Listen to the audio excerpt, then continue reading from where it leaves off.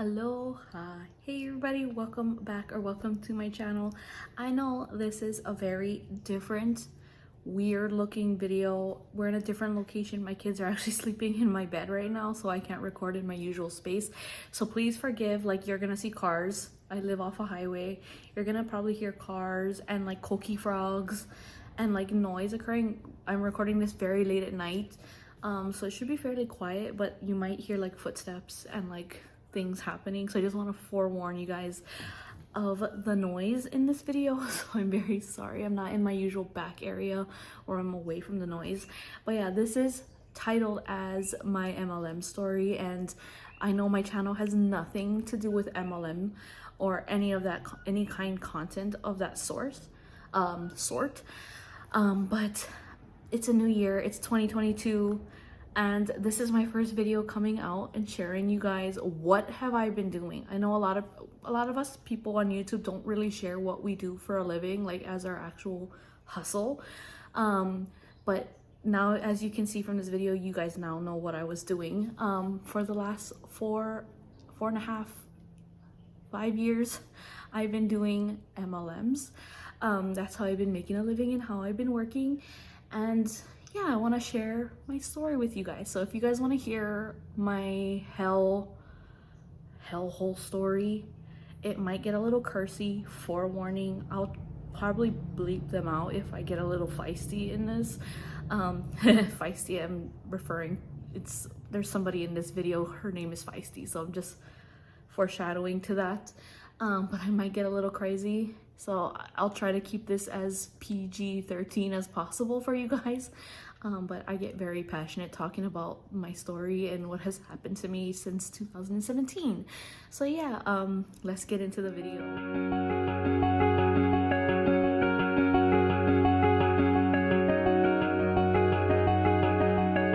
Okay, I got my hot, warm, I don't know if you guys can see it, but the tea is steaming. The tea is steaming.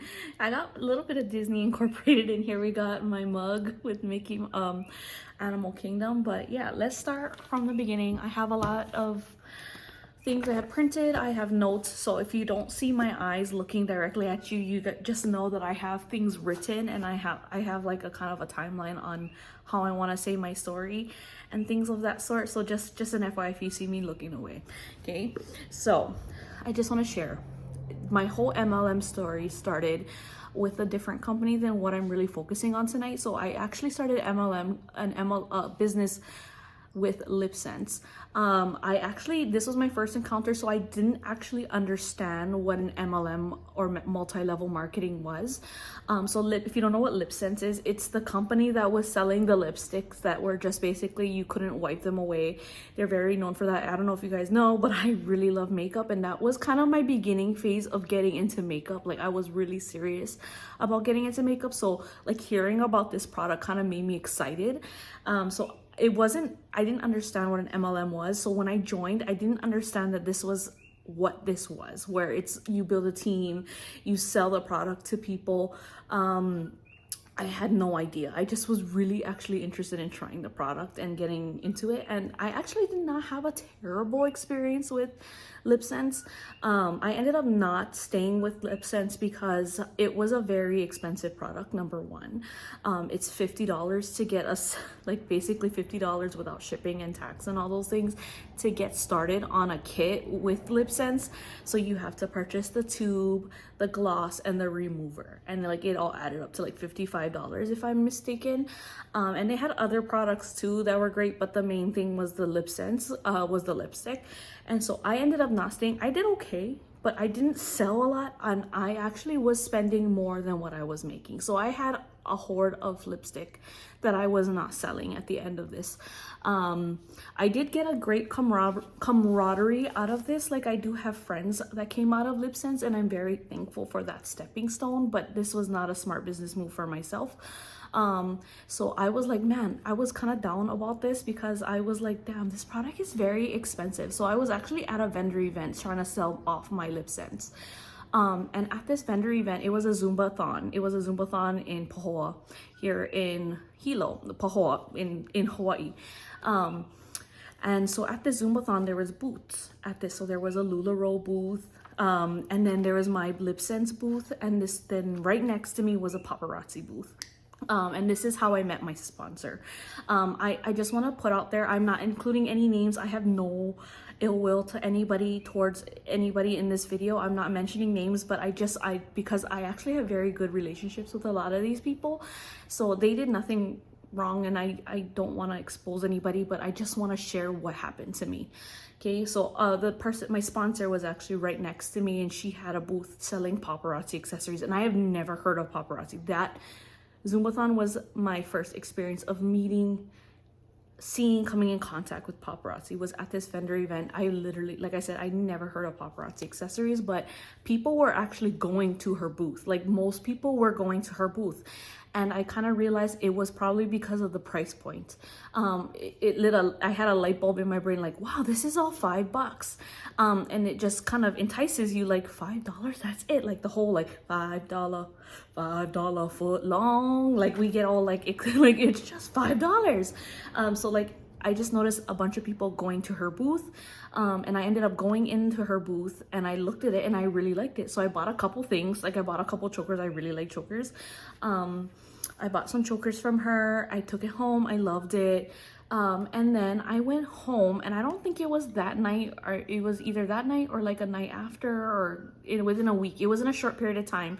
I went on Facebook, and I saw that the person who hosted this Zumbathon shared the girl who was in the paparazzi booth. She was doing a live video on Facebook. So I was very, very, very interested. So she was just showing jewelry, and she was just selling. She was selling her jewelry, and I bought, like, I think 5 pieces. And then eventually in the middle of it, she shared the opportunity of making money. You can have your own paparazzi $5 business. So I was actually very interested. Number one, because I was not doing well I was still doing LipSense. I mean, I wasn't ordering, but I was still selling my LipSense, and I wasn't doing very well. So I was like, man, I think I could actually do this. Like, I was watching her live, and I was like, I think I could actually do this. Like, I could actually kill it doing this business. Okay. So I was like, I'm interested. I told her that night, I'm interested in joining. So that night, I joined Paparazzi Accessories, and I ended up dropping LipSense, and ended up doing Paparazzi Accessories. Okay, sorry, let me see. In Paparazzi, I joined in September of 2017. September, I don't know the exact date. I joined LipSense earlier in the year. I know I was pregnant with Lexi when I joined, so she was born in 2017. So I think it was either like early 2017 or late 2016. It was one of those times. I can't remember, but yeah. So I was with LipSense for like not even a year, and then I ended up jumping to Paparazzi 2017, and then just pursuing Paparazzi. If you want to know, my highest rank I hit was producer. I was a Crown Club 10. I do have like screenshots of things. If you guys don't believe me, like, why would I make this up? I have no reason to. But you know, the Papa Huns, and I've been doing a lot of research and watching a lot of videos, and receipts. You can't back up. There's the truth, there's your truth, and then there's receipts. Like us, I'm gonna give you receipts, okay? So I will throw up the pictures if you don't believe me that I was a producer and I was in Crown Club 10. And then the highest, I hit Life of the Party Diamond for 3 out of my 4 years. So I actually hit Diamond in my first year. So the fiscal year for Paparazzi is very strange. So I joined in September. The actual physical year starts in, I believe, is it July? Good grief, I'm the worst. I don't know if it starts in, I believe it starts in July, and then, so it's July 1st till June 31st. That's how the year goes. It's very weird. I don't know why they do it that way. It makes no damn sense. Why not go January 1st to December 31st? I don't know. Okay, but they do it that way. So I joined in September. So the fiscal year already started. It's been like July, August, September. So it's 3 months already. So I only had 9 months. And I hit Diamond, which, if you don't know how Diamond is, it's based on how much you purchase from the back office. So you buy jewelry. So each piece of jewelry is 2 PV. So one earring, if I get a set or one necklace is 2 PV. So in order to hit diamond, you have to have 35,000 PV, which is equivalent to 17,500 pieces. And don't even ask me about how much money that is, okay? Okay, I hit that in 9 months. I actually hit diamond on the last day of the fiscal year. So I hit it right on June 31st, diamond status in my first year. Okay, that was actually, I was very proud of myself. I sold a lot. The great thing is I never went into debt. I only sold and I just reinvested, and I don't own a credit card, so I only spent what I had, and I don't allow myself to be overdrawn. Okay, but I was selling a lot. I was doing very well, so I was turning over quite a bit, and I was actually like getting a nice stock. Like I could full on have a store. So the main reason why I would say that I joined, number one, it's $5. We live in Hawaii, everything's very expensive. So $5 is a really affordable price point. And I could actually afford it. And if I'm being very, very honest, I spent the kits for Paparazzi is $99, $2.99, and then $4.99. I used my last $100 to buy this kit from Paparazzi. I used the last, I think I had like $100 and something, and this kit was like 99 plus tax. So I was really depending on this kit.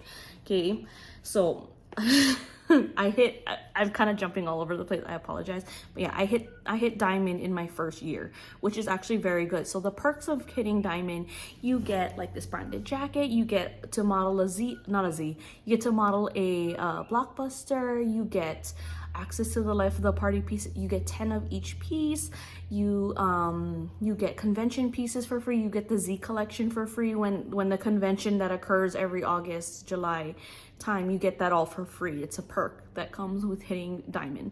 Okay, there's different levels, but I'm not going to go into that. I just want to explain diamond for you guys because this is very pertinent to my story. So I hit and then also another thing you get is a $2,000 shopping spree and a free trip to Las Vegas. As you guys know, a lot of you guys already know that my daughter lives in Las Vegas. So I really pushed hard for that trip because I thought it was an opportunity to see her. So that first year I hit it, I was able to go on the trip. Like I can throw up pictures of me going on the trip. And that is actually the first place where I met a lot of people, but I'm not very memorable because I'm not like a person who hit ranks, who was elite or any of those things. I just sold my butt off, and I kind of was in my little corner, like Hawaii people, like we're in our corner, we do our thing. And like I wasn't very known, but I went on the trip.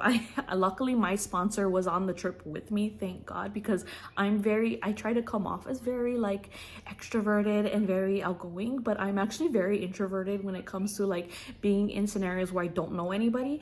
So on this trip I was actually very introverted. It was 2018 was when we went on this trip. I went on this trip, and I know two very important people who are important to this story was also on this trip, and that's where I first met them and was very inspired by both of them actually.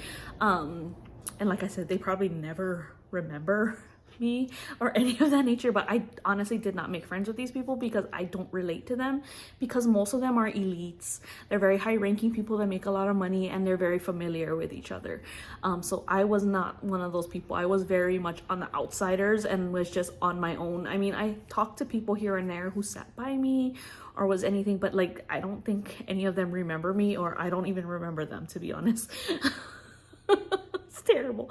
Okay, but like I went on this trip, it was amazing. So we got a shopping spree. It was great. I never ever was able to spend that much money on myself ever in my entire life. So that was I know a lot of people say that experience was very like different, but for me it was very positive because I never get this alone time. Like I had a baby at 16. I just never was able to be alone, like go on a trip, enjoy myself, and like be spoiled like that. So it was very positive for me, this trip. And we got to see a show. We got our own suite at the hotel. It was the Redwoods, I think it's called. It was very nice. It was a very good trip for me, and I really enjoyed it. And so my goal the following year was to hit it as soon as possible because I want to go on this trip. Okay. That year also was the year I was running for Z model. I ran for Z model very, very hard, you guys. I can pull up screenshots of me trying for the Z, and I was very up there. Like that was the year that you could basically just, if you sold a lot, you could pretty much win. and it comes to my attention, the person who really put the coffin on the nail on the coffin for me to quit, she was a model, a Z model that year, and she worked her butt off, and she definitely deserved to be a Z model. But she shared her struggle with how hard she worked and how hard she was pushing herself to win that necklace. And I related to her so much because I was so like, I was up there, like not up like top 4, but I was like top 10 in that race for the Z, and I wanted it so bad. I worked so hard. I literally was trying to sell, I was trying to be honest in this to win my necklace. Like I sold and I ordered what I sold. Like I reinvested what I sold. So I never ordered more than what I could afford, and I recruited what I don't. And also a number one thing, I never recruited.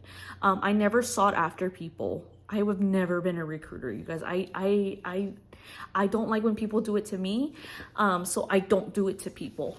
Okay, and a lot of people who are on my team for Paparazzi can attest to this, that I've never sought after them and say, hey, join my team and do this and this and this, hey, or the hey Huns, you know, I think you'd be great at this. I've never done that. I shared like what I did, and like people saw me and then just wanted to join my team, and that's basically how I got people to join my team. But I was never a recruiter. I never made a lot of money on downline sales, downline commissions, I'm sorry. Trying to say, let me take a sip of tea.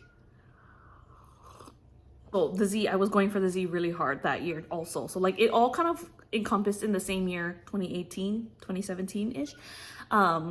So it started, and I ended up not getting it, and I really, really wanted it, and I was very heartbroken. And I was like, you know what, if I'm gonna have a goal of anything, my goal was to be a Z recipient, to get a Z necklace named after me, and that's, I would be happy. I don't need to hit elite. I don't need to be anything else. I just wanted a Z necklace. And low-key now I thank God I did not. But yeah, so that was what happened all within my first year. I was very, like, you guys, if you guys are a customer of mine and you're watching this and you watched me from the beginning, you guys know how hard I worked for that Z necklace. I sold my off for that, and I ended up not making it. So when I hear other people's story about how they were so heartbroken about things, I relate. Okay. But okay, so because of that, so back to the topic of the diamond trip, like, so my goal was to get that diamond trip the following year. And let me tell you, I worked so hard for this trip. For what? I don't know. Okay, but I worked so hard for this trip. But we're gonna reveal the first receipt. I got receipts, y'all. Okay, so I worked hard for the following year to hit diamond, to get this perk to go on this trip, because I enjoyed it so much. I hit diamond again in 9 months. Okay, so I hit it in March of 2019. So the previous year in 2018, when I hit diamond, everybody got a letter in the mail personally inviting you to go on this diamond trip, and then you would respond that you would like to go on this trip. Okay, and it was a physical letter that came in the mail in 2018, inviting you to go on this trip. Okay, so 2019 came when I hit diamond. They released an email in, let me see, they sent out the email in June, okay, that about this diamond trip. You have to accept, or you gotta let Paparazzi know if you want. There was an option to take that $2,000 shopping spree in Las Vegas and go on the trip, or you could just take the $2,000 up front. You had two options. You could just take the $2,000 or go on the trip. Okay, so they sent out the email. They sent an email this time in 2019. Okay, I get so much emails, you guys. So I just kind of swipe through my emails, and I don't really pay attention to my emails. But apparently one of the emails that I got in was informing me that I got diamond. But I was informed by my sponsor, who also hit diamond, hey, did you receive the email asking about the trip? Did you accept? What did you do? And I was like, huh? Email? I didn't get an email. So I looked through my emails, and my email was sent out way prior to this. And I will read the emails to you guys to show proof. Okay. And when I found the email, I discovered I had a deadline and I passed the deadline. So I was not able to, I was very devastated. Okay. So I work hard for a year, find out the perks of my hard work, I lost. Okay. So I emailed them back. Okay. I sent out an email reaching out to them. This was on July 5th. Okay. It says, "Hi, I'm Elisa De La Cruz with my consultant ID. I didn't receive the email for the trip and was wondering why I didn't get it. I hit at Life of the Party Diamond and was wondering about the details for this trip." Okay. And then I get a response back. Okay, and it says it's back from Paparazzi events. The email with all of the details was sent out on June 14th. It appears you opened it on June 28th. That's another 14 days later. That's 2 weeks later. And as well on July 5th, which was the day I sent, I guess was the day I first sent the email. Okay, it took them 5 days to respond back to me. Okay, so as well as July 5th, which was the day I realized I missed the email. I didn't realize I had the email. Okay. So, since you did not provide us with your preferred option by the required deadline of June 28th, you have forfeited both options. So, I worked hard. I earned these things, but I didn't get them because I didn't respond to an email. Okay? Okay, all right. So, the next email. Okay, after this, let me pause for a second. Okay? First of all, I told my sponsor. My sponsor still had time to respond to her email because she hit diamond after I did. Okay, so she hit diamond like in June, like the last month, or like was it? I can't remember. I don't know. I don't remember. It was either May or June. She hit it later than I did, so her email was sent out later than me. Okay, and she had a later date to respond. She still had time from when I sent this email to respond to go to this trip. So they were still accepting people to go on this trip. Okay. Are you catching my drift on where this is bull? Okay, so she was able to respond to go on this trip. Okay, why she was able to go, but I hit it earlier and I'm not able to go? Why is my time frame? There's a time, like, it just doesn't make sense to me. Okay, so we compose a message and we combine the I think she's the Elite Services. She also helped us a lot on our first diamond trip. She kind of collected receipts and all the things. Like, she was very present in that trip, so we decided to message her. And then we had me and my sponsor in this group chat, and I messaged them explaining to them, hey, how come I'm not able to go on this diamond trip, but she is, and she still has time to go on this trip? Like, we explained the whole thing. If you want that we messaged her, and she left us on red. She saw this message, ignored it. Okay, it's a bunch of bull. Okay, so let me read. So because of this whole issue, I was very angry. Okay, so I want to respond again to them, explaining why they should not deny this to me, because it's bull. Okay, but let me read this. Sorry if it gets a little long-winded for me to read this, but it's very important for you to understand, okay, on why I was very angry. Okay, it says, "To whom this may concern, I am heartbroken to read your response that I'm not allowed to go on a Diamond LOP trip this year because of some minor technicality. I worked my butt off in my paparazzi business, pushed myself hard, and my customers helped me accumulate almost 50,000 PV this year. 50,000 PV, $25,000. 25,000 pieces I ordered. Okay, 25,000. Not 2,500, 25,000. Okay. The email may have opened accidentally automatically on the 28th. However, I did not see or read the email until my sponsor messaged me on July 5th saying that she received the invitation email. I was then able to locate my email and saw that it had already passed the deadline. It seems that I'm penalized for hitting diamond early, as my deadline was earlier than those who hit diamond in June. If I would have taken my time to hit diamond in June, I would not be in this predicament. I earned this trip fair and square. Last year, a card invitation was mailed to me after convention, so I was not looking for an email invitation this year. I am an active participant in Paparazzi Diamond Life of the Party 2018 Facebook group, and a notification in that group letting people who hit Diamond 2019 know to check their emails would have been perfect. A courtesy call letting me know that the deadline was approaching and you didn't get a response from me would have worked as well. This denial to attend the Diamond trip that I have been announcing to my customers and team for months would definitely be a detriment to my business. Not only will my customers feel that Paparazzi is not taking care of their consultants, but my own morale and those of my team will plummet. I would constantly be asking myself, why push to reach these high goals if I might be screwed again? I am a huge advocate of Paparazzi accessories, and I'm constantly announcing to the world how generous and caring the company is to their consultants as well as their customers. However, I feel right now that Paparazzi is trying to disqualify its top sellers from participating in this trip because there are a high number of consultants who reached Diamond and above, and this trip will cost the company a fortune if everyone attends. This is neither fair nor good business practice. I am begging you to please reconsider your decision and allow me to attend the LOP Diamond trip. Sincerely, Elisa De La Cruz. Okay, I sent that email on July 10th.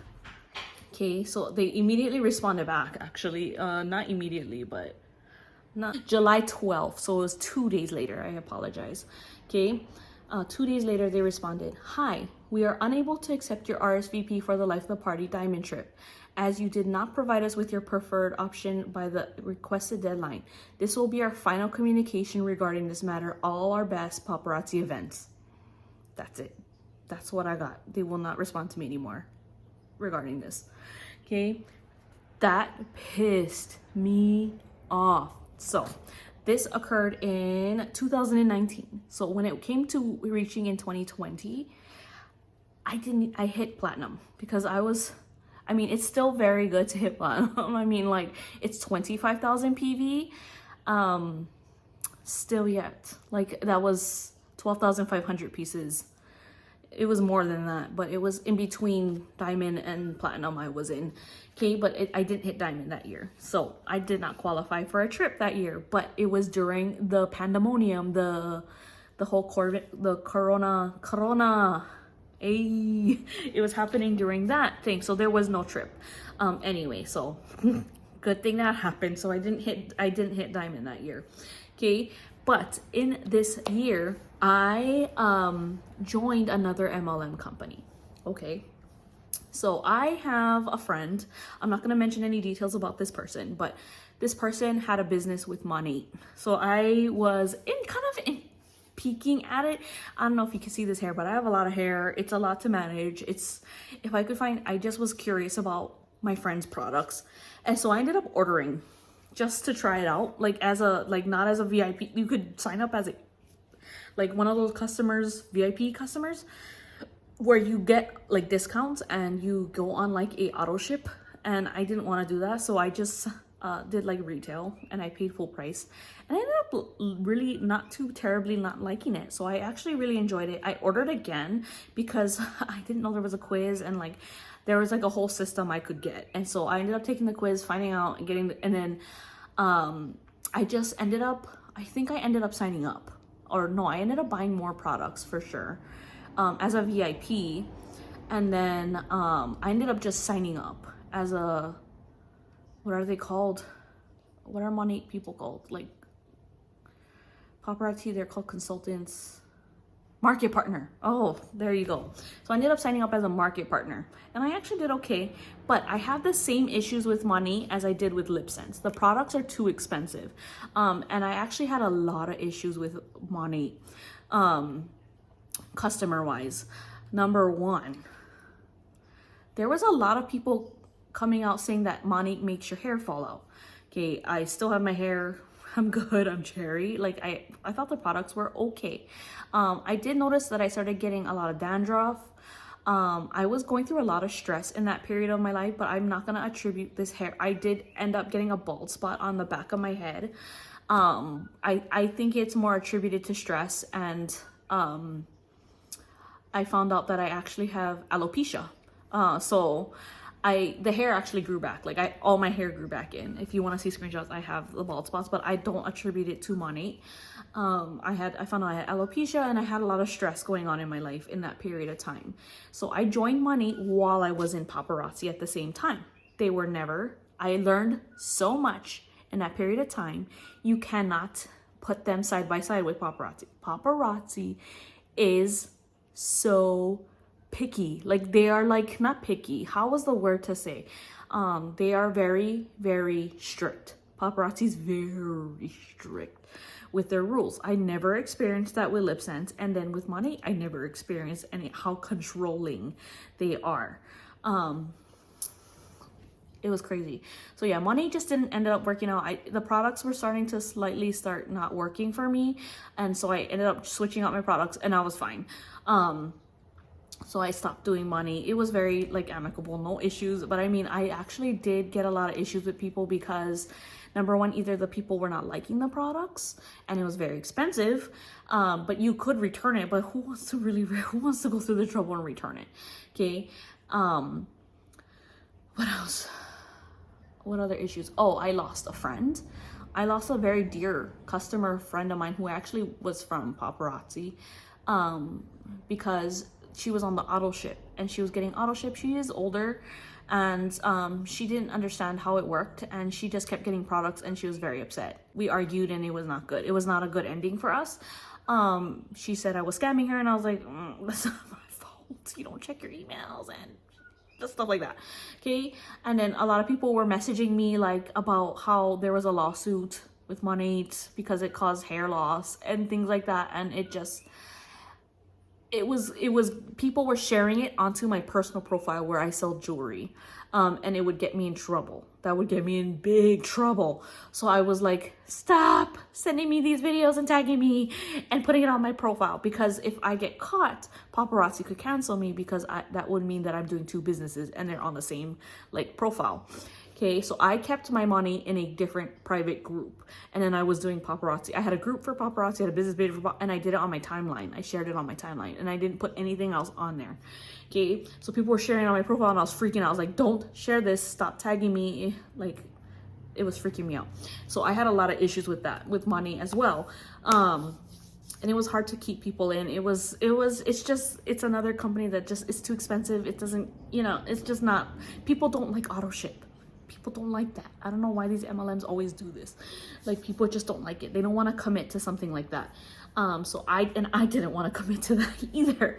Okay, so like, I don't blame people.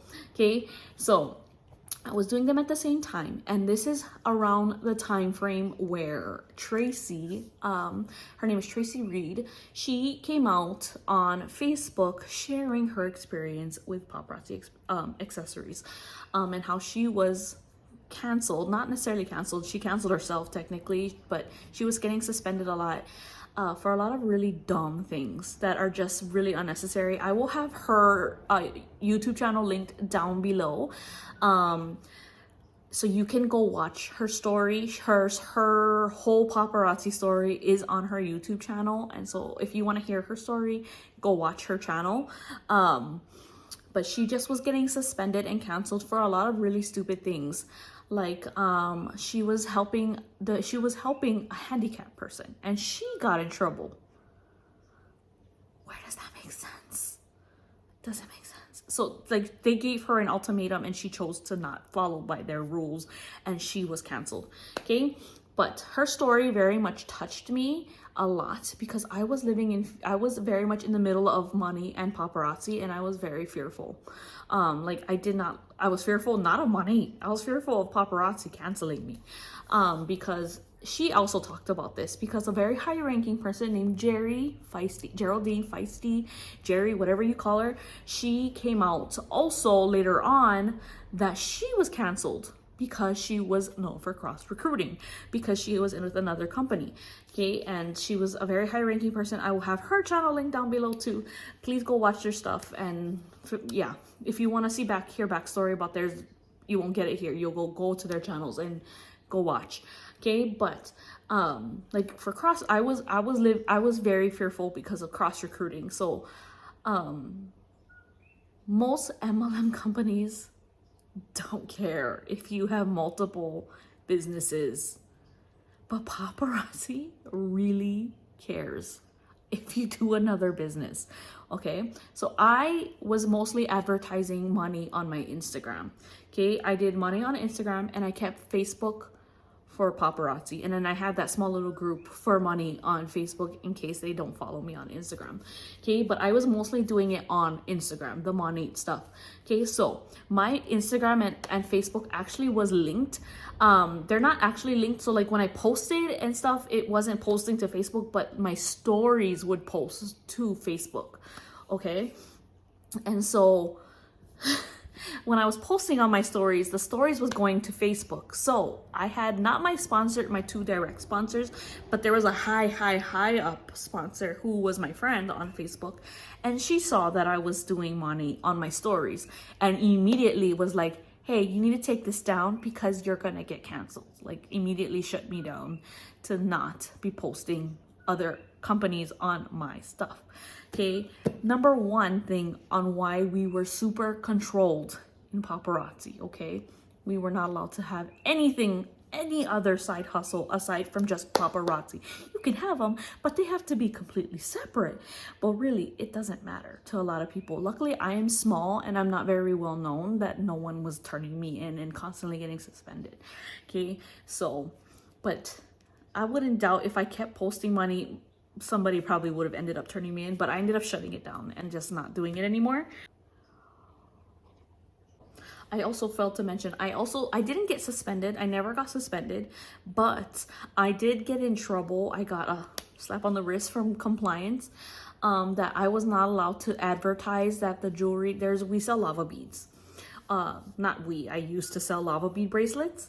And so on the lava bead bracelets, most people would put essential oils on them. I never did it. I don't understand it, but other people did. So a lot of people were very into the essential oils and I was never into essential oils. So I just said it or I posted it. I can't remember. And someone turned me in for that. And so I took it down and I was like, I'm sorry, I'll take it down. Never happened. Okay. But that also put a little bit of worry in me. Like, is people watching me and turning me in? I was getting kind of concerned. Like, it starts to bother you a little bit. Like, is people watching me and turning everything I do into compliance? Okay. So the whole thing that happened with the lava bead and then Tracy. And so I started talking, I ended up messaging Tracy. I think it was in September again. Like, September is a very pertinent month to my story, but September in 2020, I believe, I sent her a message telling her I feel stuck. I don't know what to do. Like, I don't feel happy in this company anymore. And so this was the time when I started to feel like not really feeling connected to like wanting to push very hard in paparazzi anymore. I still was selling because I actually made okay money in paparazzi. Like, I was doing good. I made money. I thought I was making money, not really, but I was doing okay. So I just kept going because I just wanted the money. I just wanted to make the money, but I really, really wasn't happy doing it. And so I ended up dropping out of money. Like, I'm no longer a market partner with money, but I kept going with paparazzi. I want to share this too. When I did have actually a decent bigger team, I just remember like in trainings and like when I would train, we get stuck on this thing of being positive. We have to be positive. Stop complaining about things. Okay? But like, I just remember there's just this thing about MLMs with being positive. Like, don't complain, keep pushing through, keep doing this, keep doing that. Okay? Wow. It was crazy. Like, I remember, like I said, my 2 direct uplines were never like this. There was just one particular one who was very high up, who was very, very like, very aggressive, like very, very, just told us like, don't ever complain in my group because it'll get deleted.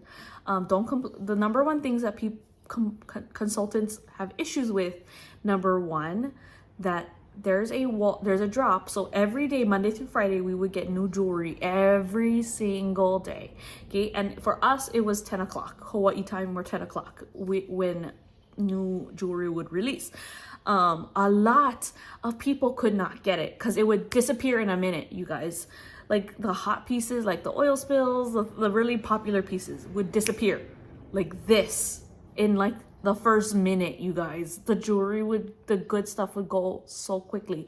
So like consultant would be like, I can never get the good pieces. I don't like the whole thing. Like they would complain about that, and then they would be like, don't ever complain about that because then you're just not doing it. Blah, blah, blah. You need to upgrade your internet. You need to get everyone off your internet. You need to do this. You need better, like it just like you trying to help them, but really it's not helping them. Okay. And then the number 2 thing that consultants love to complain about, and it's a legitimate complaint, is that shipping from Paparazzi took a long time. It was taking Paparazzi 3 to 4 weeks for orders to be shipped out.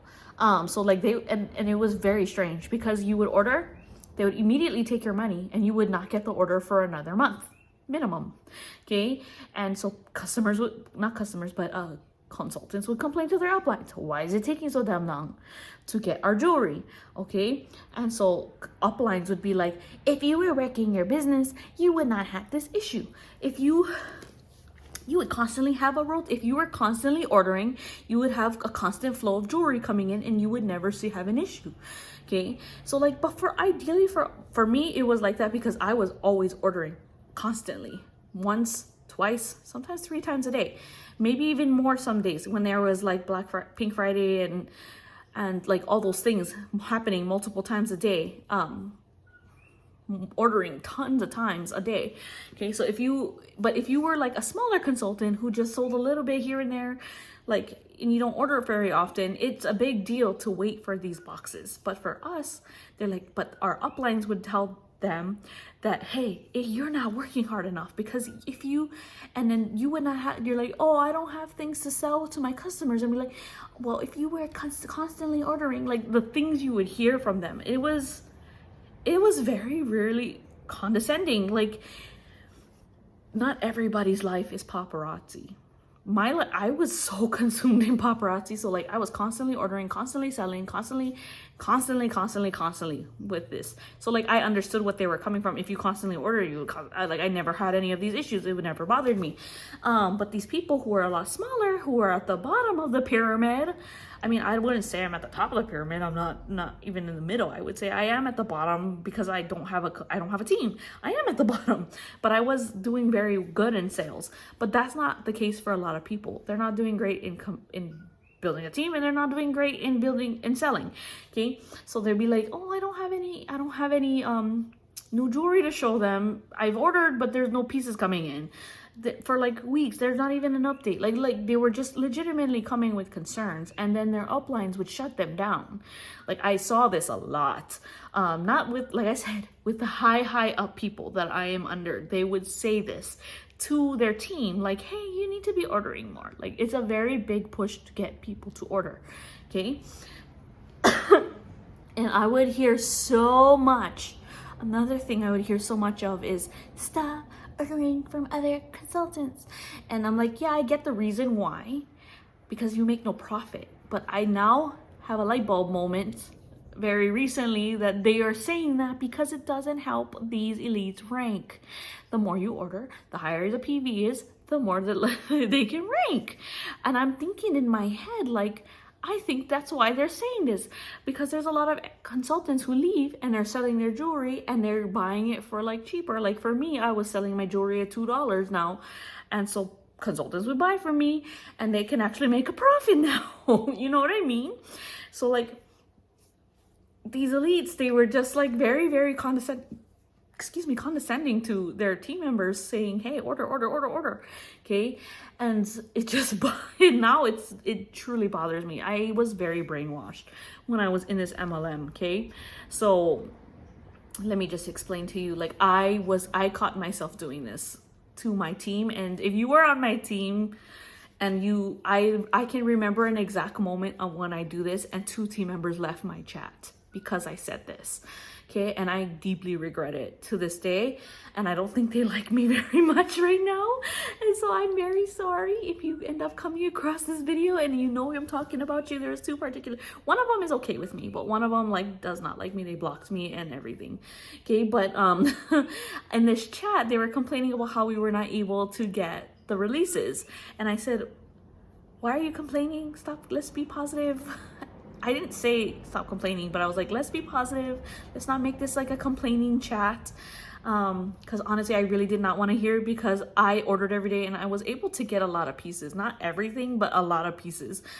Because I ordered in high quantities. When it came to a hot piece, like if an oil spill came out, or like a really nice piece, like an actually decent looking piece from Paparazzi came out, like I would order 50 of it and just get out.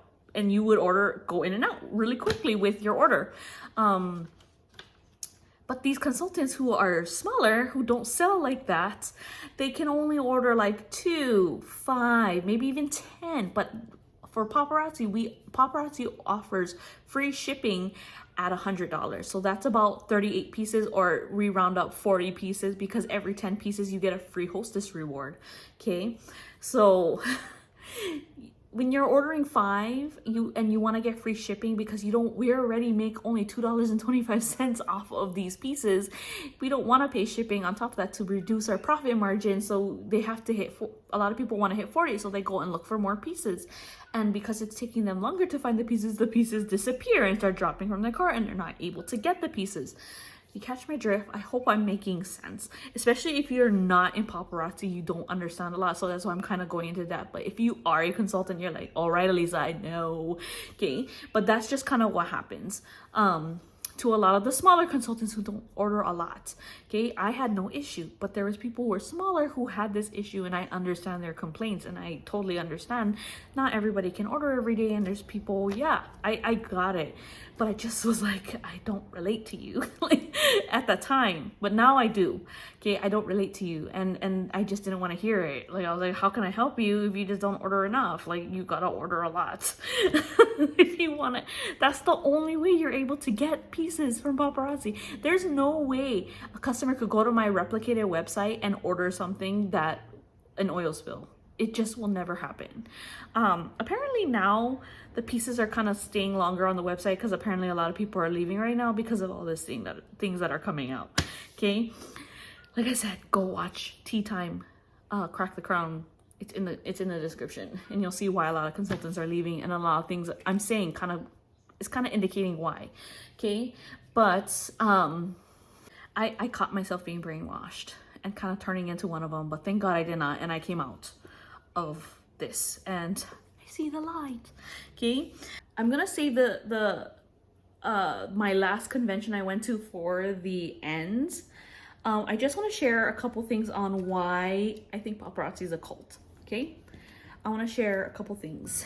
Okay, and just a couple of other things on the definition of things, because I feel like if you're thinking that it's just coming straight out of my mouth, you won't believe me. But if I take it off of a source, receipts, you'll believe me a little bit more. Okay, but it says what was going on is called toxic positivity. So toxic positivity involves dismissing negative emotions, responding to distress with false reassurances rather than empathy.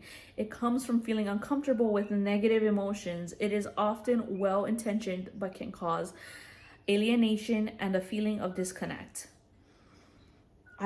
I just remember that one conversation of telling that girl, let's be positive, let's not complain about the new releases. I feel terrible. And that was exactly what I was doing. It was toxic positivity. And this is exactly what our uplines do to us when they tell us not to complain about the new releases and about the long periods of time we're waiting for orders.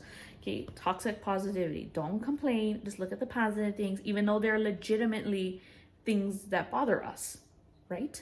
Okay, and they're actually problems. That's actually an issue. I know a lot of people, if this was a regular, like Amazon, if Amazon took 30 days to send our packages, so much people would complain. Holy cow. Okay, but I'm just gonna do a little bit of comparison on why I think Paparazzi's what the definitions of a cult, and using the bite model and the the rules and regulations, the policies and procedures straight from Paparazzi. I'm going to read straight from their policies and procedures. I will have their policies and procedures linked down below if you think I'm making this crap up, because I'm not. This is straight off of their stuff. Okay? All right. Okay, a cult. According to Hassan, I will link the website I got this information as well too down below. According to Hassan, a cult is an organization that exercises undue influence over its members to make them dependent and obedient. Okay? All right? That's the definition of a cult. Okay? And then let me share one thing. Let's see here. Okay, so this is the policies and procedures. It says changes of the agreement. Okay? So, this is the policies and procedures. And I'm going to read it to you. But hey, if you're watching this later on and things start to change, this policy might change. Just saying. Okay, I'm gonna read this. Okay, changes to the agreement. Paparazzi reserves the right to amend the agreement at any of all of its components, as well as its prices and commissions volume levels, as its sole and absolute discretion. By executing or agreeing to the consultant agreement or any of its components, a consultant agrees to abide by all the amendments and modifications that Paparazzi elects to make. If you understand what I just said, it just means that Paparazzi can do whatever the hell they want, okay? And they can change whatever they want whenever they feel like it, okay? And because you signed this contract, you agree to it, okay? That's bull. I signed a contract saying I want this, and then you have the right to change it, and I agreed to that. That makes no sense. It's like contradicting, okay? What else? Amendment shall be effective upon once or a reasonable attempt to notify to all consultants that the agreement or any of its components have been modified. Something has changed. We'll talk about it at the end. Paparazzi shall provide, make it available to all consultants a complete copy of the amended provisions by one or more of the following methods: posting on the company's official website, electronic mail or email, inclusion in any company publications, posting in the consultant's virtual back office or any special mailings, the continuation of a consultant's paparazzi business activity, purchases or sale of paparazzi product, as well as any acceptance of bonuses or commissions, constitutes acceptance and agreement to any and all amendments to the agreement, any of its components, and the updated documents in their entirety. If any amendments or modifications to the agreement are not acceptable to the consultant, they have 30 days from the agreement's original publication date to notify the company and request the termination of their consultant agreement. Okay, so just wanted to put that out there. The Paparazzi basically said on their second page of their policies and procedures, they can do whatever they want. That's the number one thing that's a little bit scary, and I wish I read. Okay, all right, so we're going to talk about the bite model, okay, which is, it's crazy. The bite model is kind of what they use for cults, and it very much relates to MLM companies. Okay, sorry, I'm leaning back and kind of relaxing a little bit because my head is starting to hurt. Okay, I'm starting to get a headache. Talking about paparazzi gives me a headache. Okay, the bite is BITE. Okay, so B stands for behavioral control. Okay, so dictating who behavior control is dictating who a person is, what they do, includes restricting what they wear, what they are allowed to associate with, and individualism is discouraged. Okay, so I'm going to read the policies and procedures 4.15. Okay, and this is straight out of this thing. Okay, 4.15 Paparazzi Code of Conduct. Okay, 4.15. Follow along, children. Okay, so this is indicating, this is why I think the B, I'm gonna go in with proof of what policies and procedures say. Okay, according to behavior control, dictating who a person is, what they do, includes restricting what they wear, what they're allowed to associate with. Individualism is discouraged. Okay, So 4.15 Paparazzi Code and Conduct. Paparazzi consultants are expected to present themselves in a manner that is representative of a clean and uplifting culture of paparazzi. This includes but is not limited to language, what we say, appearance, dress, how we dress, appearance, what we look like, they have, and conduct, how we act. They have, okay, let me read that one more time. Paparazzi consultants are expected to present themselves in a manner that is representative of a clean, uplifting culture of paparazzi. This includes, but is not limited to, language, dress, appearance, and conduct. Paparazzi reserves the right to exclude any consultant from any event for violation of this code. So paparazzi, basically, you signed a contract saying paparazzi expects you to look, act, talk a certain way immediately, because they can cancel you for this.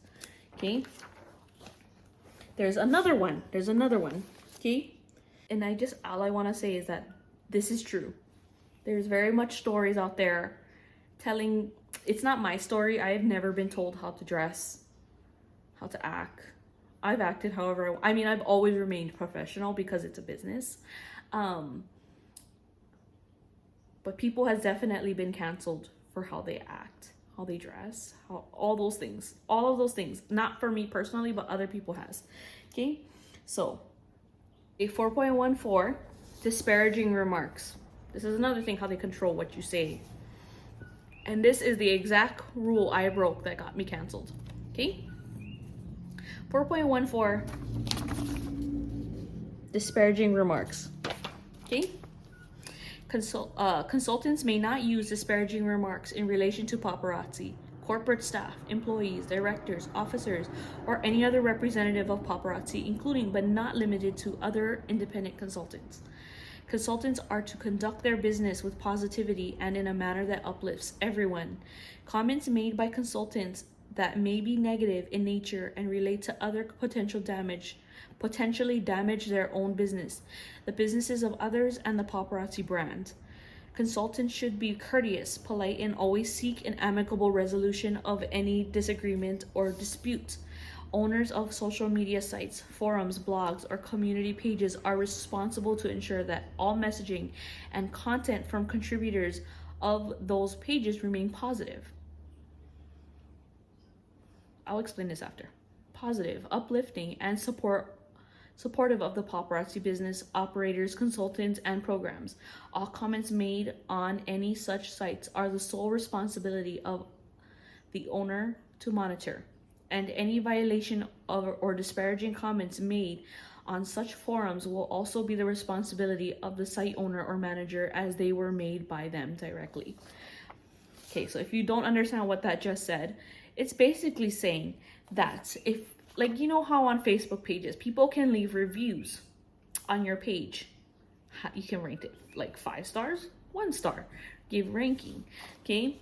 Or what people say. So if you're selling to people and a customer leaves a bad review on your stuff and paparazzi gets wind of this, I am going to get in trouble for what someone else said. Someone else's bad review, okay? Why? How am I responsible for what someone else says? Someone could totally just lie, come on my page and say paparazzi sucks and I don't like this company.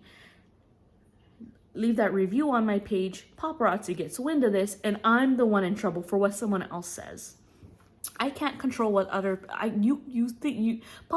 wants to not only control me, but what my customers say. Okay, so disparaging remarks, that is the rule that got me canceled. Okay, so interesting, huh? The I in the bite model is called information control.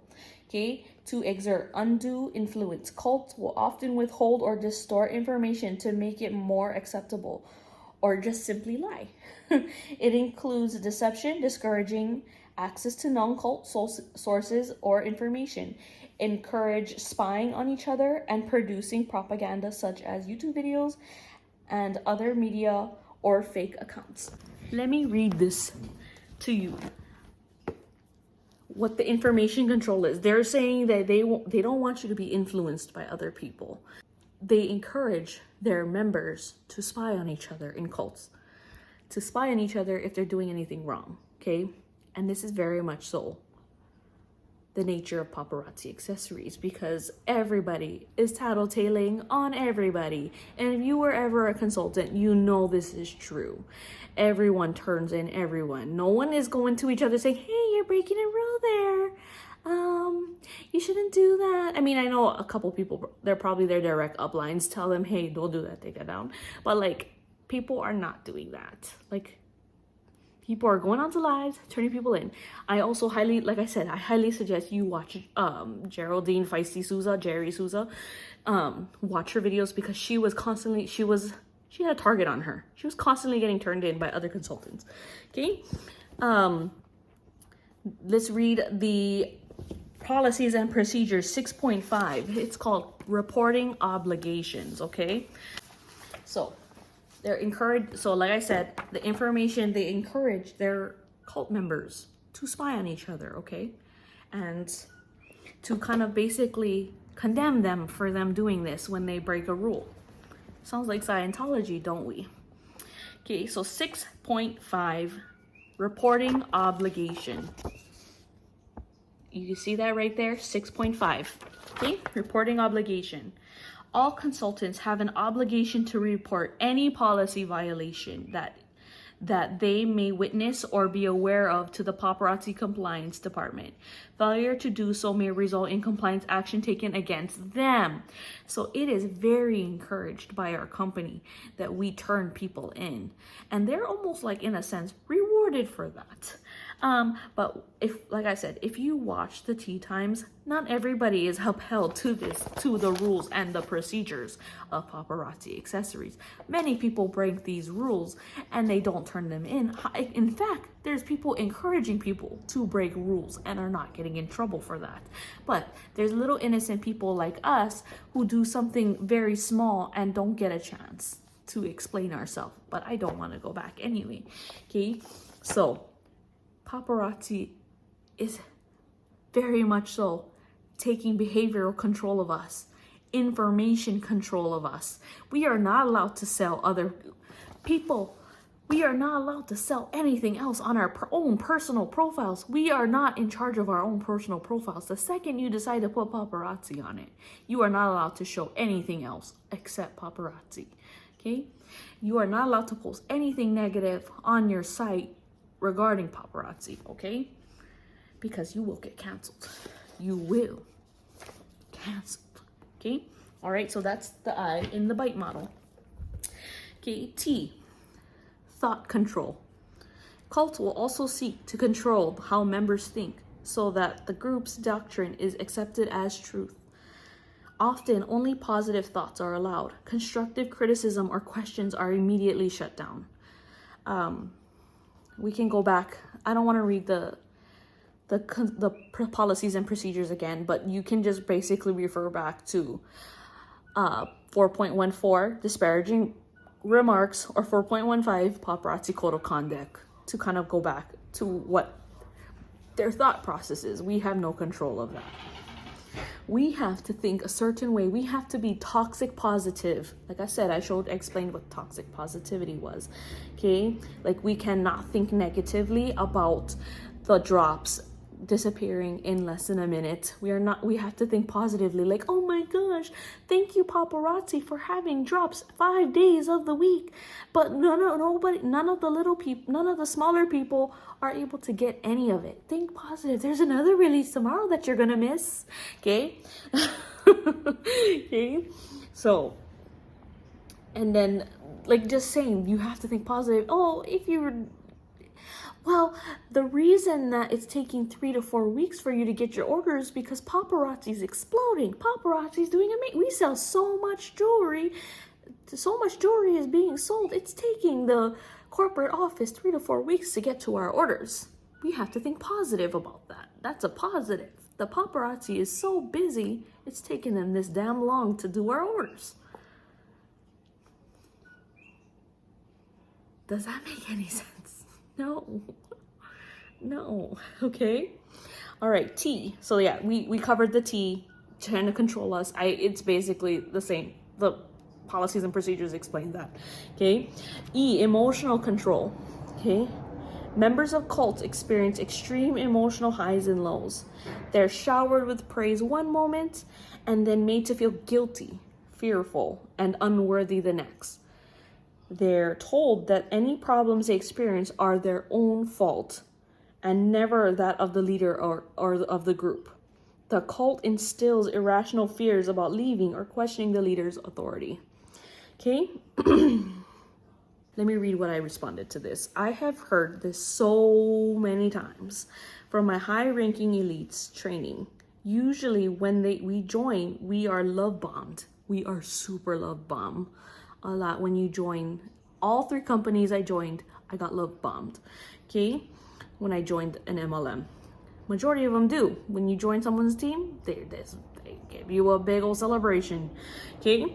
In their groups, in their group chats, whatever. Okay, welcome. Oh my gosh, you're so excited for you to join.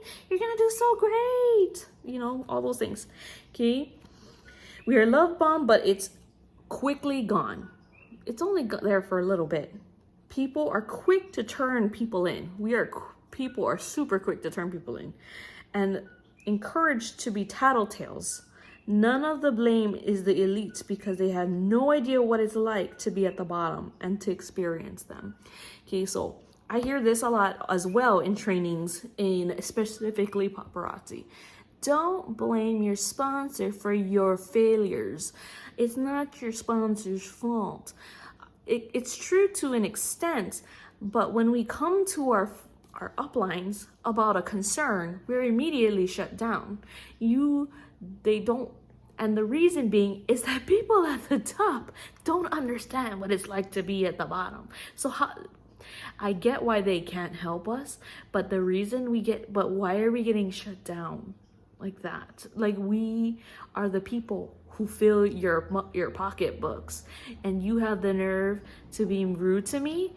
I'm the reason why you're living in that mansion. I'm the reason why you have that luxury car. I am the reason you live this life.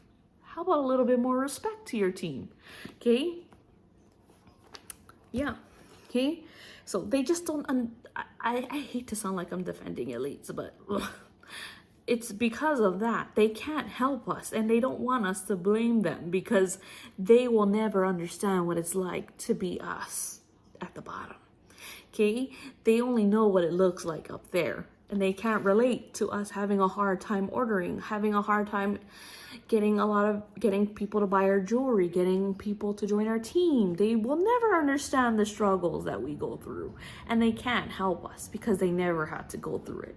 Okay? So thought control, just wanted to put that, emotional control, I'm sorry, I wanted to put that out there. So they tried to instill in us like, hey, you're gonna be here one day and you will never have these issues. These will not be your issues, and don't, okay? But it's so funny how elites or sponsors love to say, it's not my fault that you failed. But they're very quick to say when their team is succeeding, that's my person, that's mine, like they're very quick to claim when you're succeeding, okay? It's very contradictory, okay? It's very annoying. I just want to explain to you guys how I got canceled real quick before we go on to some other topics, okay? But I ended up watching a consultant, a very good high-ranked, I love her. I'm not gonna say her name because I didn't ask permission, but one of my customers messaged me a link to a high-ranking consultant's live video explaining why she quit paparazzi. She ended up quitting paparazzi, and she's the one who went into depth about how her sponsor was horrible and how she worked very hard to be a Z model. She was a Z model, and she kind of went into depth about all those things. And I just remember crying, and I just felt so like I felt her. And she linked Tea Time with Jerry and Tracy. And I ended up watching their videos all day and feeling like I was on the verge of vomiting the whole time, because the way they were feeling and the people's stories and how consultants were acting towards them I felt sick, and I did not morally align with paparazzi at all. Like, I am not that type to just be mean. Like, I understand the toxic positivity, that they preach toxic positivity, but then they can easily turn on you and turn into a female dog, if you know what I mean. Okay, so that day was November 16th. Okay, I went live that day. That was a day, I think it was a Monday, or was it Thursday? I go live Mondays and Thursdays. So it was on a live day, and I basically announced on my live show, I am no longer ordering paparazzi. I am no longer participating in paparazzi. I am done. And I basically shared all the information I got from Jerry and Traceys Tea Times, sharing how they are just a cult, and how they are canceling consultants left and right, but then not canceling other people who are elites, who are doing the same thing, and they're not getting canceled. It's bull. This company is not fair to their consultants. They have special treatment for some, but not for others. Okay, so I went live and I shared all the information I learned, and they show receipts on this live. This is not them making stuff up. It is backed up by receipts. And I shared that information on my live, okay? And I was like, I just was tantalizing whoever would turn me in, because I knew I would get turned in, okay? So I said, let's see how long it's gonna take for what did I call them? The weasel? I forget what I called them. But how long is it going to take these people to turn me in for me to get canceled from saying this stuff and supporting Tracy and Jerry on what their movement is and what they're doing? It's called Crack the Crown. I support them, and I basically said that on my live show. Okay, and so November 16th is when I said this. And from that point on, I was saying this, but not in the same extent as that day on the November 16th. So on December 2nd, I was canceled by Paparazzi Consultants. I will pop the email here, and it just basically said that I disparaged paparazzi by speaking the truth, you guys. I went on live and I spoke the truth on what is going on with this company. Okay, I just simply said my piece, and I got canceled for it. That's a prime, sorry if you hear a kid crying, there's a kid that came out and it's right here. Okay, but I basically came out, said my truth, said what I felt, said how I feel about this company, and I got canceled. There you go, back into the your thoughts, your behaviors, it's all controlled by them. The second you veer away from paparazzi, you are canceled, you are done. When do you ever hear of an MLM canceling so many consultants? Never. They want you to stay and money suck off of you. Why is paparazzi doing this? They just want to control us. They want to control how we think, how we act, what we say. And so that's why I was canceled, because I was done being controlled. Ain't nobody gonna control me. Okay, so that's why I got canceled. It's funny. I find it funny. Okay, if I can link the live video where I shared it, I cuss a lot, so I'm sorry if you don't like cussing. I don't even suggest you watching Tea Time if you don't like cussing. They do a lot of it, and I like it and I enjoy it. Okay. Okay, so convention super spreader. Another thing that made me quit, that I was speaking about on my live that got me canceled, is that I actually went to convention this past year that was in Las Vegas, Nevada. And I'm gonna explain to you why. I already explained it earlier. My daughter lives in Nevada. She lives in Las Vegas, in Nevada. And so I really like to go on these things because I get to see my daughter. That's the number one reason. I think that is the only reason I ended up going to convention. Number one, to see my daughter. Number two, to get access to ordering the jewelry. Okay? It's the only reason I go. Okay? But literally right before we went on this on this trip to go to convention, they announced about the Delta variant and that you must wear your masks in Nevada because of the new Delta variant. I guess they were starting to ease off of all the regulations and all the things, but then the Delta variant occurred and it just started taking people. It was happening, and it was happening in Las Vegas.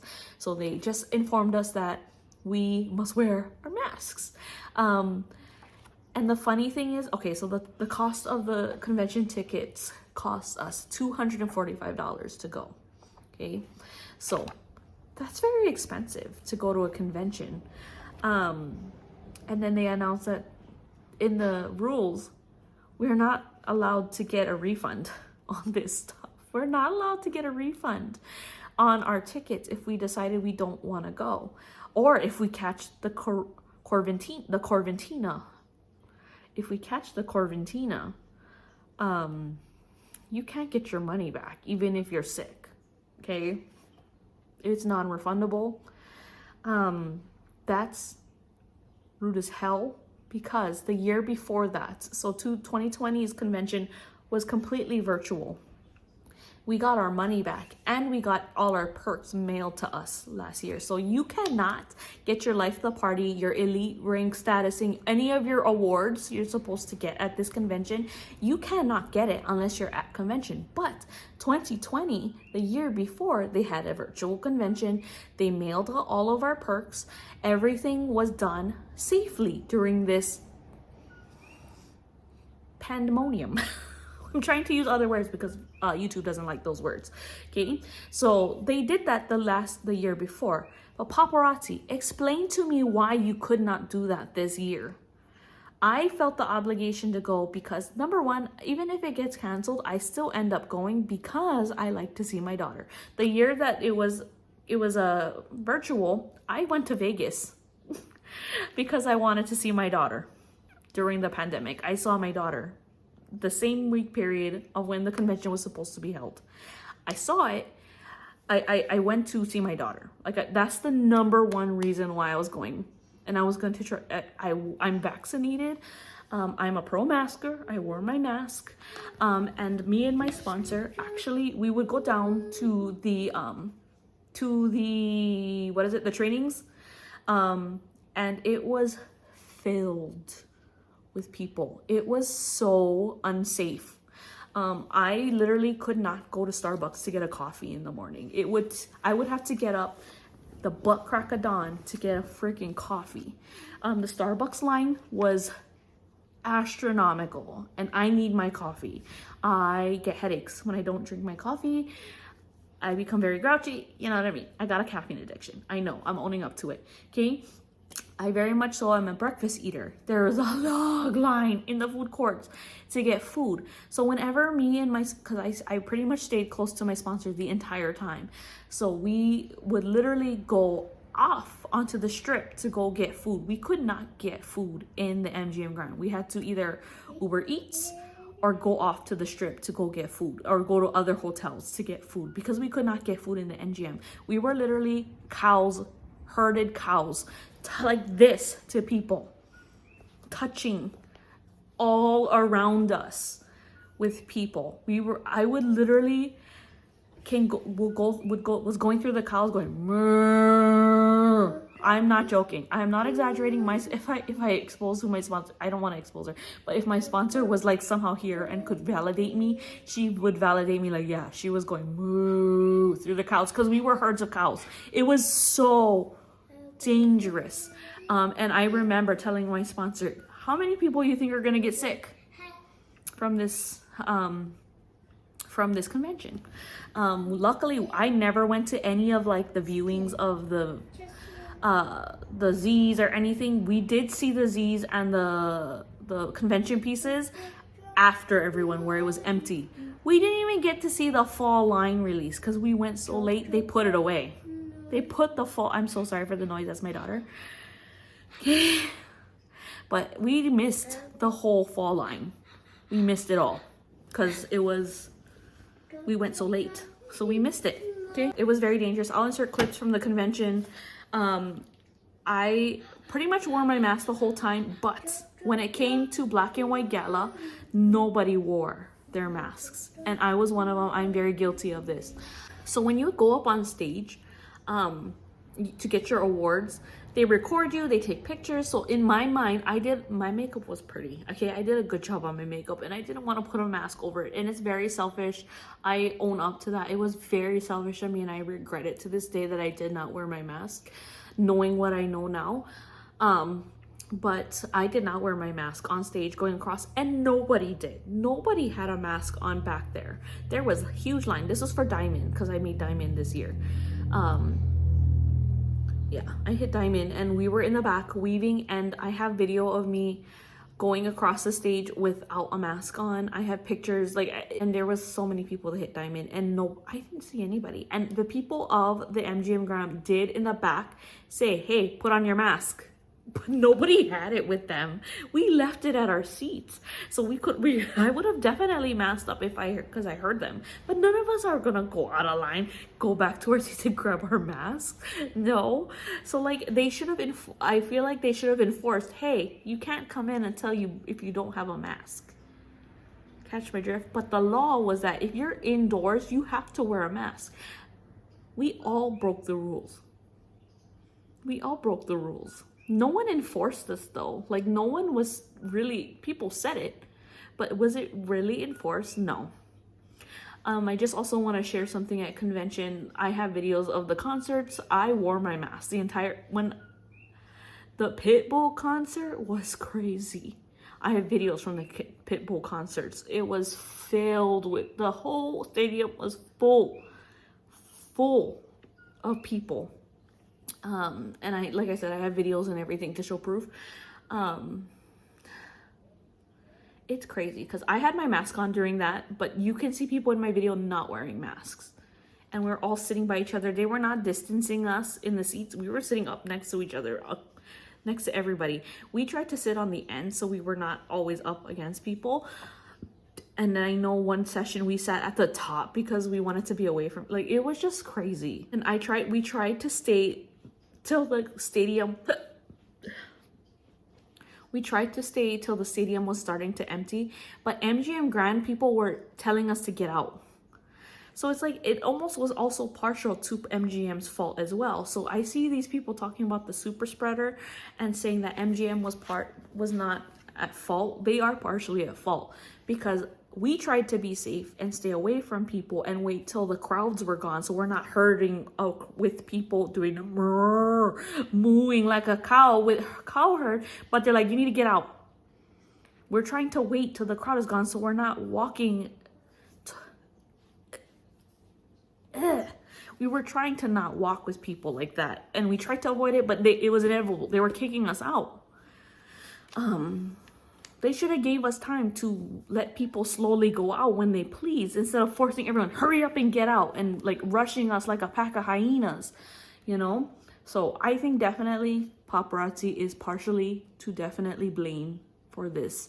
Even though they were the ones telling us to put the mask on, but they were the ones forcing us to get out and run out like herds of cows, for sure. Okay. There's also something called the confetti booth. I know there was videos and pictures of the founders doing this confetti booth before the convention happened. I can't seem to find them. I was going to show them as proof of the convention confetti booth where you throw the confetti and it's like a boomerang going on. I'll put up my confetti booth, but it's indoors. It's in an enclosed space and there's long lines. There's 2 booths. Long lines of them, and there's a staff worker working at each booth. Okay, so we're waiting in line. We actually made friends with somebody and we did our confetti booth with a complete stranger. We had no idea who she was, but we were just basically, there is a lot of confetti on the floor. Okay, reused thousands of times, you guys. The confetti on the floor was touched. Confetti is tiny pieces of paper, guys. You can't clean these pieces of paper. You can't sanitize this. Okay, so there's thousands of confettis on the floor. We go up for our turn. Okay, the staff member immediately tells us, take off your mask. immediately tells us to take our mask off. And I'm like, oh, okay. So we take our mask off. We put our phone in, or they do the video, and we grab this confetti that thousands of people before us toss it in the air, and it's falling all over us. It's all over our body. And you catch my drift. This is not safe. This is not something safe when there's a Delta variant going on. Guilty that I did it. Like I said, luckily I came home fine. I did not catch anything. I did not have anything. I was fine. And majority, like I said, we only went for like signing in. We didn't go to all of the things. Like I said, we tried to be as safe as possible, but everything else, we did not hang out. We didn't go hanging out with our elites, go find people. We're not that kind of, me and my sponsor were not that kind of people. We were locked in our room the entire time. We watched Netflix the whole time. That was fun. I enjoy staying home, watching Netflix, eating snacks. That is my joy. So like majority of the convention, I just remember we were just watching Netflix the whole entire time. And that's my cup of tea. So that's basically what we did. And I got to see my daughter during that time too. Okay, so I did not participate in one of the concerts. What was it? The one, Too Late to Apologize. Who's that? One Republic. Yeah, I didn't go to that concert. I only went to Pitbull, and who was the other one? I don't even remember. It's irrelevant. Oh, Dan and Shay. Oh, I love Dan and Shay. That concert was actually really good. Okay, but very dangerous. This convention was very, very, very, very, did not follow any rules. And so in result of this, tons of consultants got sick. A lot of people like to call it the super spreader event. Okay, tons of consultants got sick, and consultants and their spouses and people has passed, unfortunately, from it. And a lot of consultants who are in like to say that it was their choice and it was their fault. It's not paparazzi's fault at all for what has happened. Or they like to, people like to, the consultants' new thing is to use religion as a way to be a scapegoat for their decisions. It was God's time for, God decided to bring them home. It was God's timing. And that is disgusting. You can't tell, I want you to go up to somebody who has lost a husband, a wife, a child, a parent, an aunt, an uncle, whoever who has lost someone very close to them, saying it was God's time when they're grieving. I mean, sure, it's, you can't blame God for something that could have been prevented. Something that could have been prevented was just having a virtual. They did it the year before. They had a virtual event 2020. Why couldn't they have one this year because there was a Delta variant? $245. You could have just kept the money and just have a virtual event. But no, they wanted to be greedy. They wanted us to be there and to buy things, and I don't understand why they couldn't make it virtual. Just keep the money. Make it virtual. Ship us our stuff. I mean, I'm very happy I went because I got to see my daughter. That's the main reason. But I have so much regrets about not having my mask on during Black and White Gala. Going into that confetti booth. Thank God I was okay. Thank God. That's the only time it's okay to use God, is that I'm safe, and I was safe, and I didn't catch COVID, and I didn't bring it home to my family. My mother lives in my home. I have 2 children that live with me. My husband goes to school. Thank God I didn't give it to anybody. My kids go to school. I could have passed it on to them. My kids could have went to school and passed it on to other children. I could have passed it on to my husband. My husband goes to college. I could have passed it on to him. He could have passed it on to other people in his college who also have families. You know what I mean? Those little decisions that can impact us. They should have made it virtual. They did it the year before, but they got greedy. We make our own decisions to go. I made my decision to go because I wanted to see my daughter so bad. But other people, they were taught, not, you guys, not everybody has money to blow. Everybody has $245 to blow. Plus hotel. Hotel was still expensive, even though it's Vegas. And airfare. For me, Hawaii round trip, over $500. It's very much so an investment for me to go to the mainland. It's not cheap. Okay, Hawaii to the mainland, back, over $500. I think I want to say it was 600, 700, something of that. It's summertime, so it's a very high price season to fly. Okay, so not everybody can just give up. Paparazzi's tickets were non-refundable. They were gonna penalize their people for $50 for not showing up. Does that make any sense to people? Like, if you don't show up, why are we getting penalized? You're gonna keep my money and you're gonna take more money? That doesn't make sense. Just keep the money. There's my penalty. Keep my damn money. Okay? But it just doesn't make sense to me. And it's horrible because I don't remember the exact number, but it's one is too much to pass away. Just saying. But a bunch of people has passed, and paparazzi would not acknowledge it. Paparazzi would delete comments of people talking about their events, how it was a super spreader and how plenty of people got sick, and how elites would delete the photos of them at convention now wearing a mask. And it just blows my mind. I realize my mistake and I can own up to that. Like, I should have worn my mask. I should have not gone in that booth and touched the confetti, because I put myself at risk and I could have potentially put other innocent people at risk. I can own up to my part in what I did. And it's horrible that paparazzi will not own up to them throwing an event during the Delta variant occurring, in the midst of it occurring, and not own up to saying, hey, yeah, we made a mistake. We shouldn't have held a convention.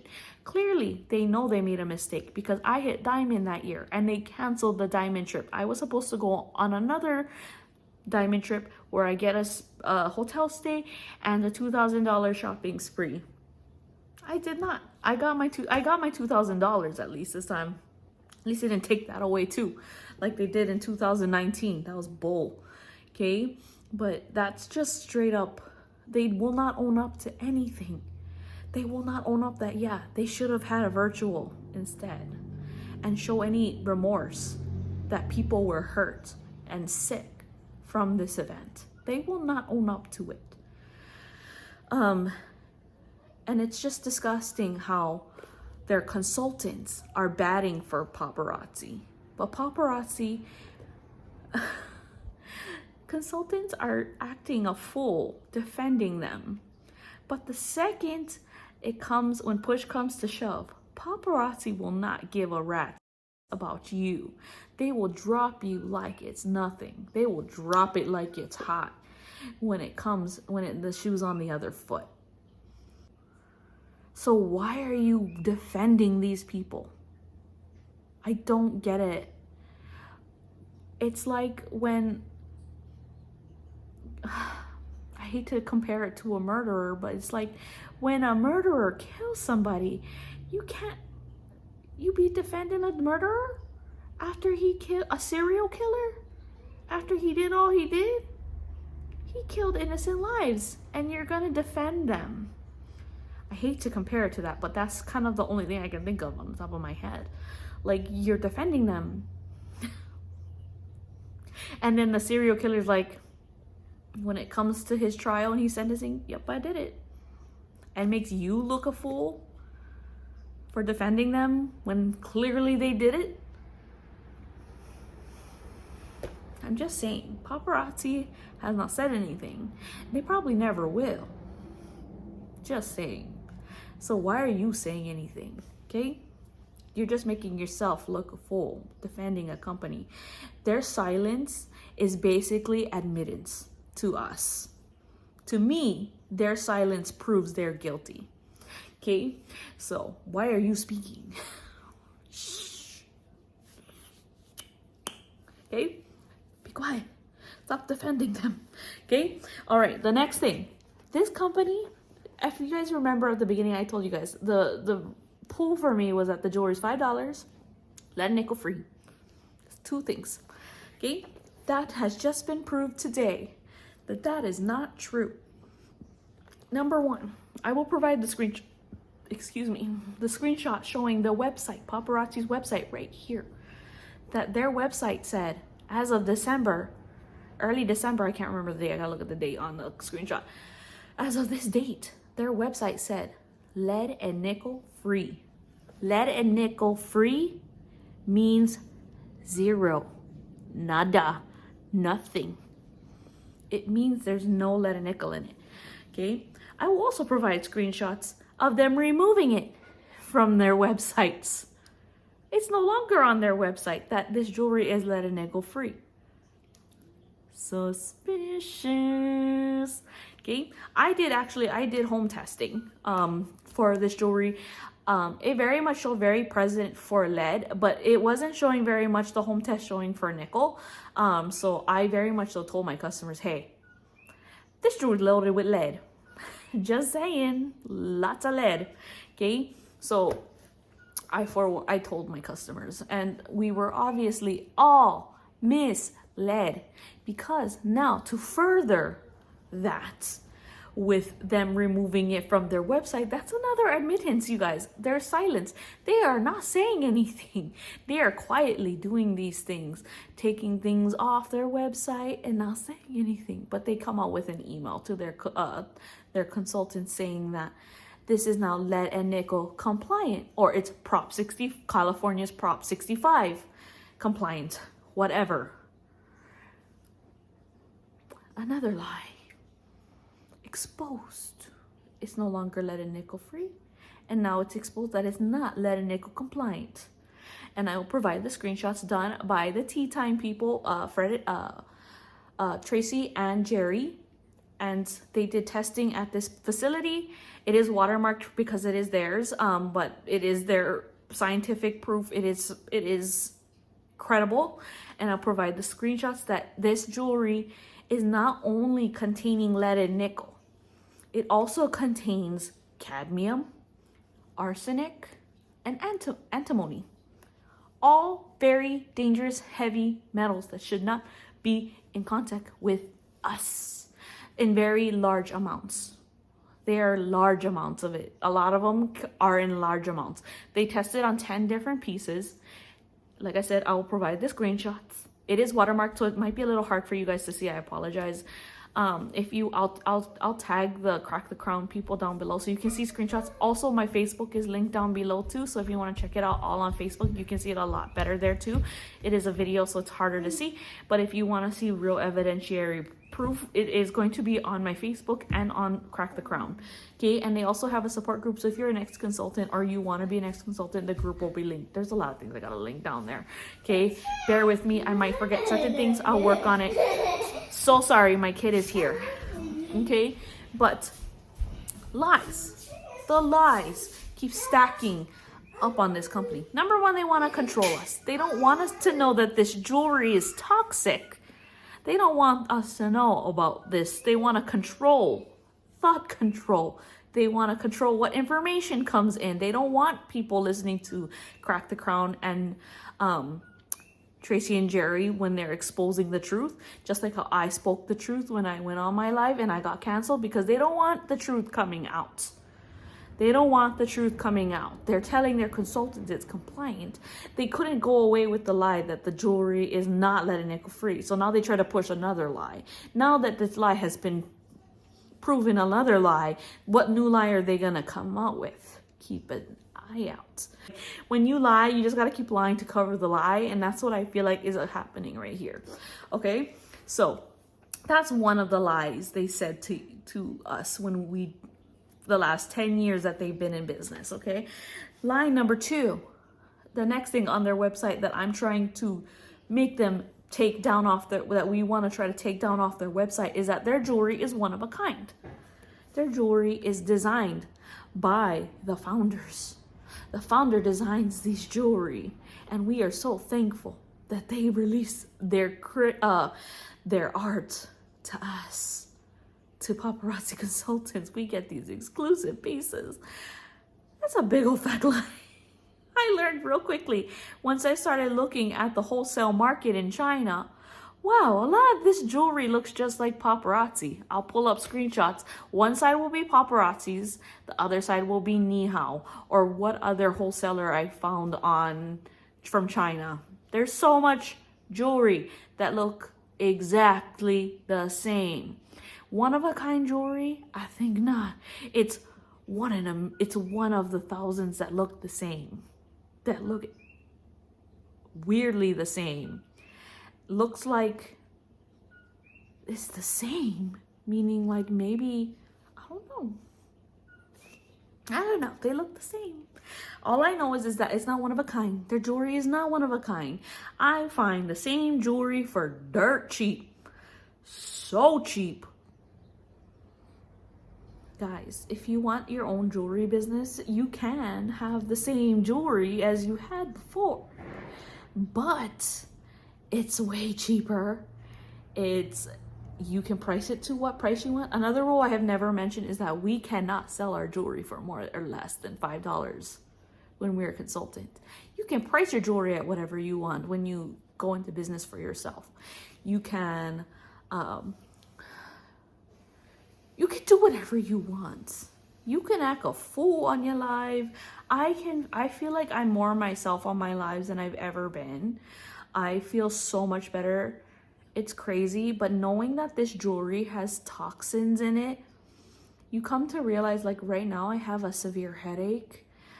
I was in my jewelry room, guys.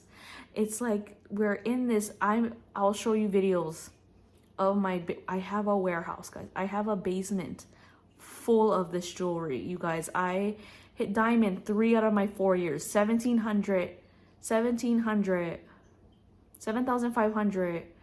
I have a 25,000 piece year and then a 12,000 piece year. Add all that up. I did not sell it all.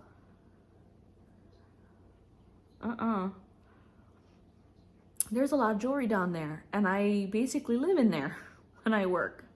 And it's like, the number one symptom I have is a headache.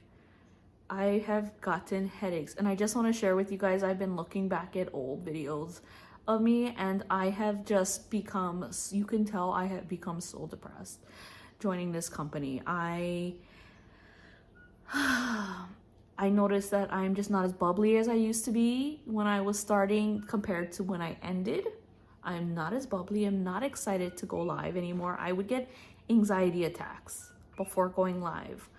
I would legitimately start, I would start to get symptoms of like IBS.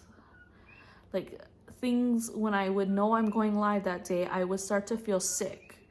Not necessarily from the jewelry, but just not wanting to go live. I did not want to go live. I didn't want to do what I was doing anymore. I was getting anxious to go live because I always stressed. Am I going to do okay? Am I going to sell today? Is somebody going to be rude to me on my live? Like we get trolls all the time on our lives. Just anxiety to go live. And you could see it. And I can tell that I was slowly but surely, I have gained so much weight, you guys. From when I started till now. I am a whole different person. I've been asked if I'm pregnant so many times on my live because you guys, I'm depressed from this company.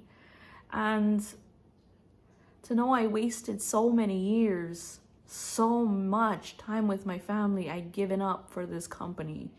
So much money, and I'm telling you guys, I'm disputing every single charge that I've spent with paparazzi. I'm gonna try, we'll see how that goes, but I can tell you I could have bought a house with how much I spent on this company. I could have bought a house,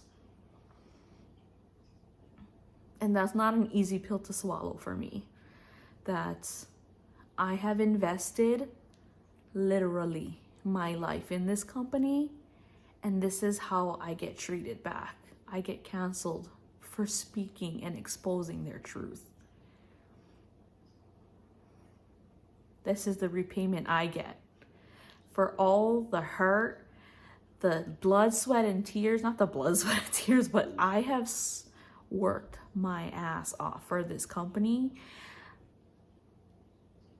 And I just get canceled for speaking my truth, for speaking the truth. I'm nothing to them. I know that. Paparazzi could care less. But just the simple fact that I have questioned them, I have spoken about their lies, about what's really in this jewelry, spoken the lies of how they really treat their consultants, expose how they treat their consultants and encourage their consultants to be catty, to tattletale on each other, like we're in high school or like in elementary school, to tattletale on each other. You guys are rotten. This is a rotten company. And if you're with this company, I highly suggest you do your own research and learn and see the truth behind this. You can do this, guys. If you want to be selling, if you want a business, you can do it. You don't need paparazzi to do that. You don't. You don't need all this baggage of being in competition with so much people to get jewelry at 10 o'clock. You can go to Nihao website. You can go wherever you want to go to source your jewelry. You can sell whatever the hell you want. You don't have to worry about cross recruiting, not necessarily because you're not with the company anymore, but you don't have to worry about, oh, if I post about selling Girl Scout cookies on my profile, I'm gonna get canceled because you're cross recruiting people to buy Girl Scout cookies. They're not even in competition with each other. It doesn't make sense. People getting canceled for selling Girl Scout cookies on their profile, for selling their cars. Why are they in competition? I don't know. But paparazzi don't want you putting your money anywhere else. People don't.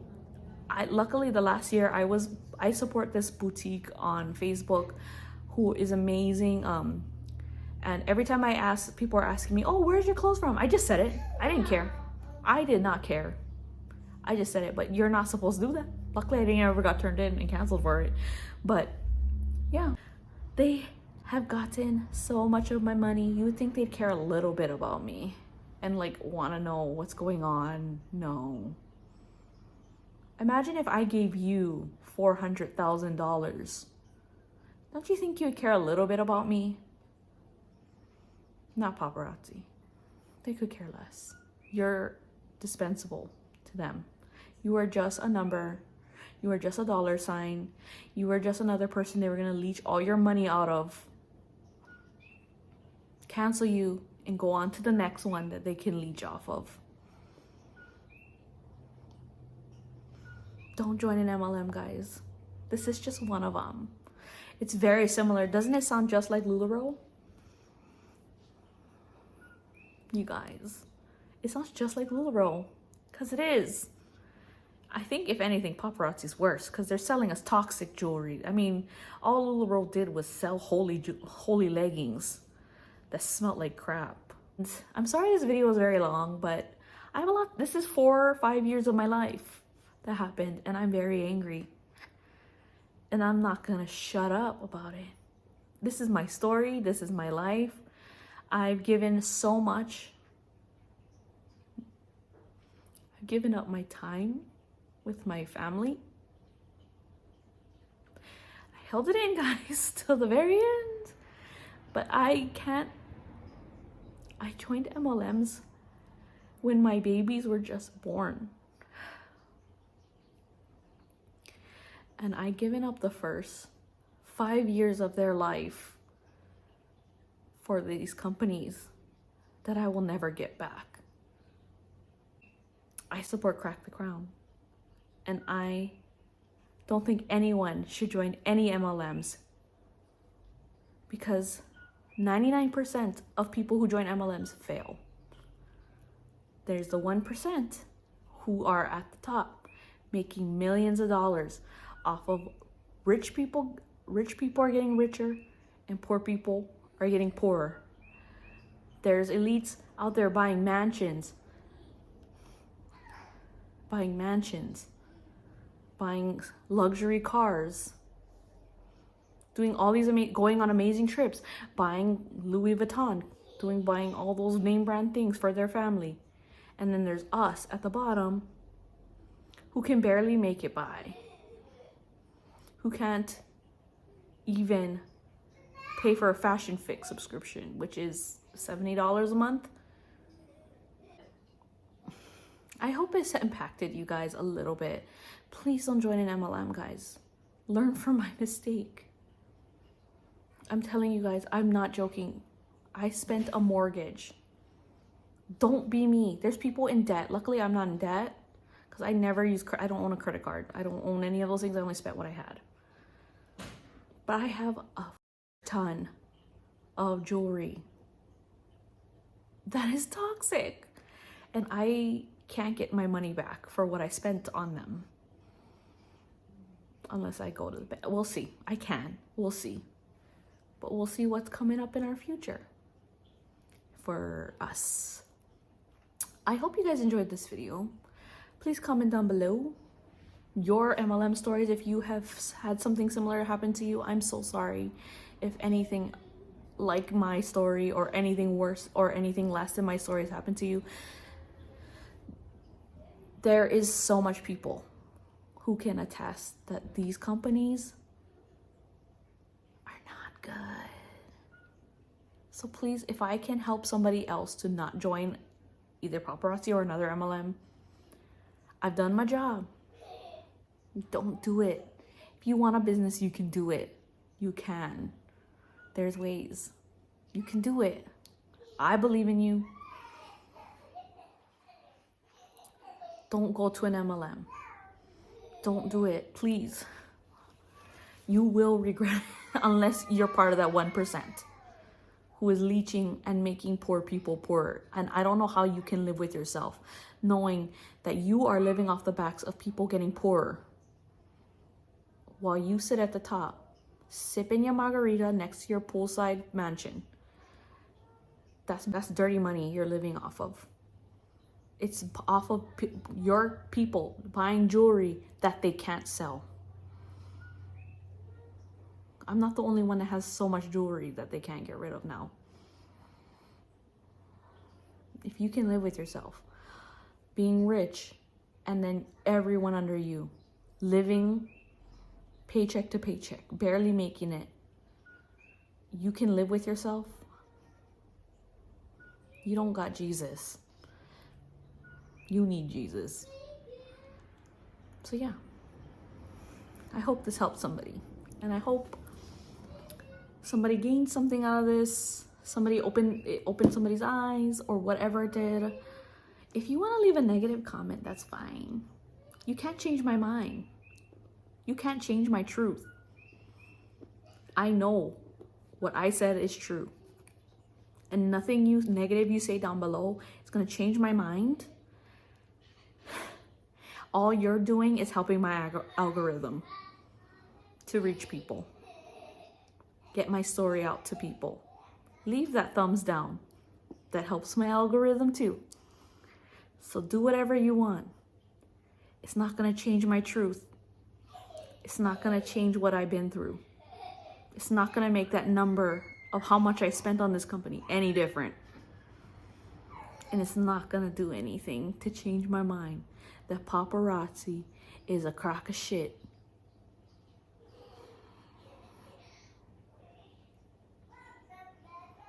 I hope you guys enjoyed. Again, I hope you guys have a wonderful rest of your day. Don't forget to give it a thumbs up. I hope you guys have a wonderful rest of your life. See you in the next video. Aloha and ahui ho.